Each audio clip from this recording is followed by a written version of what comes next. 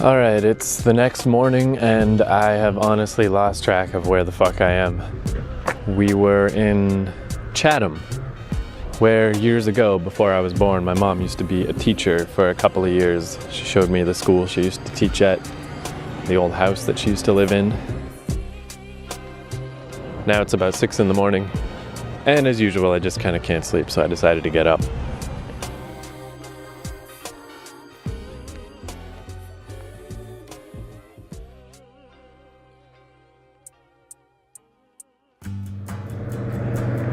In the bathroom mirror this morning, I noticed that I got a lot of gray hairs. My 30th birthday is coming up soon, and I got my first gray hair when I was 20 or 21, and I would just kind of, as I saw one, I just kind of pluck it out.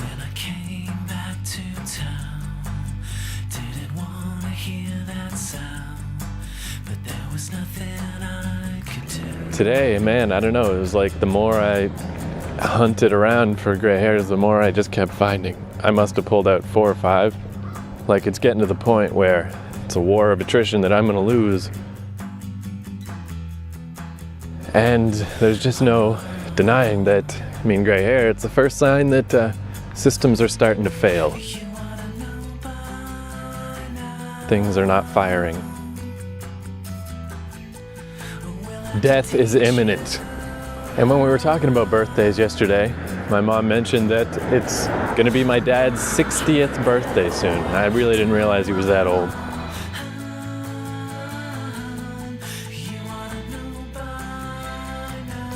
My grandmother, his mom, is, if not 100 years old, then like damn near, like 99.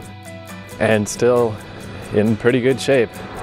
Saw a lady in the paper yesterday, 113 years old. I have no hope that I'm gonna live to be that old.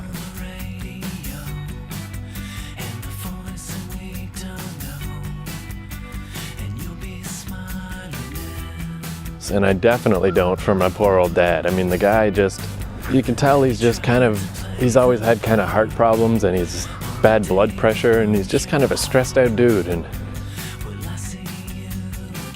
I don't know, like, it's just shocking to realize he's 60. He's probably got 10 years left in him, you know?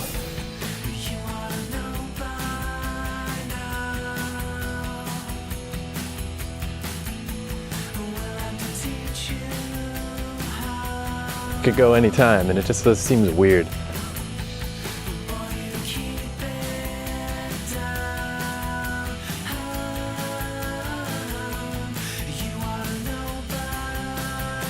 Not at all. I've never really put any thought toward the idea of people I know dying.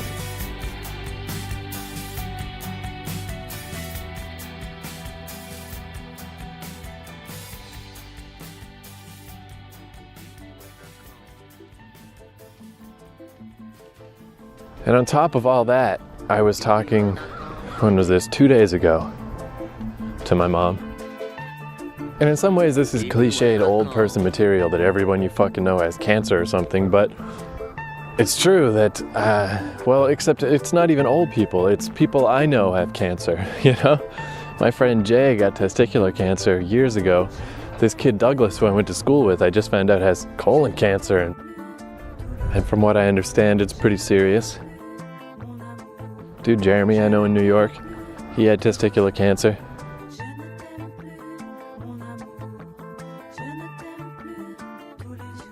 But on top of that, we were talking about people my mom knows with Alzheimer's and just how it just wipes your fucking life, you know?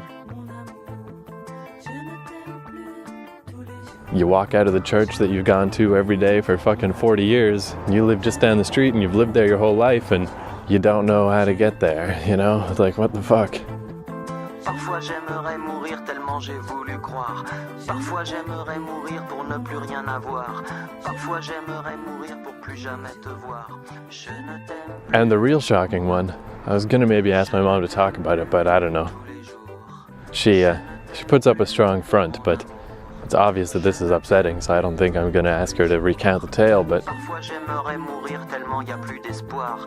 Parfois j'aimerais mourir pour plus jamais te revoir. Parfois j'aimerais mourir pour ne plus rien savoir. Je ne t'aime plus, mon amour. she has a friend named Barb Derling, who, this was, I don't know, 2 or 3 years back.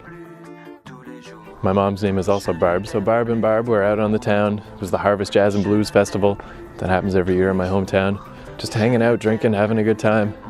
Came home, and that was it. That was the last day for Barb Darling. Because that night she had a brain aneurysm and she's been in a coma ever since. She was only 50-some. It just happens. You're totally vibrant and fine one day, and next thing you know, you're done. You're just fucking done.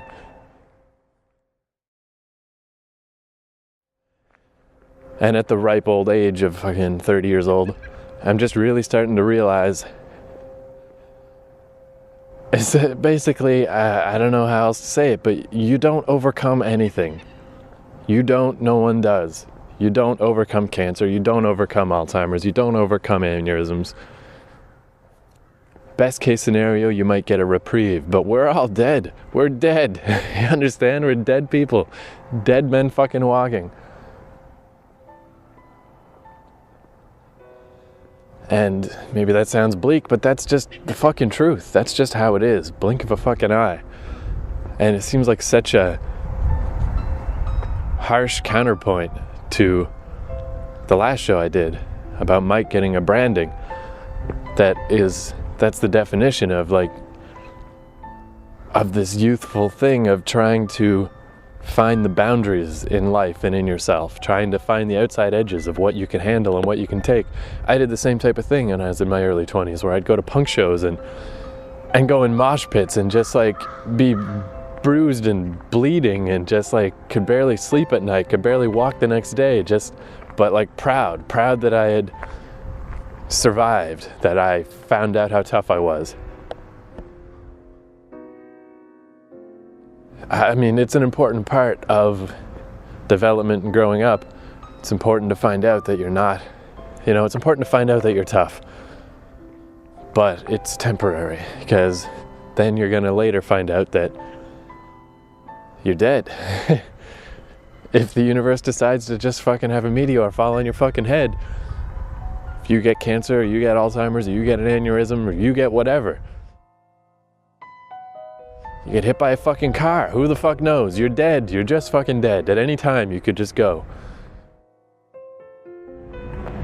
And it does make it seem funny how young people deliberately seek out hardship when the fucking world is so ludicrously hard already.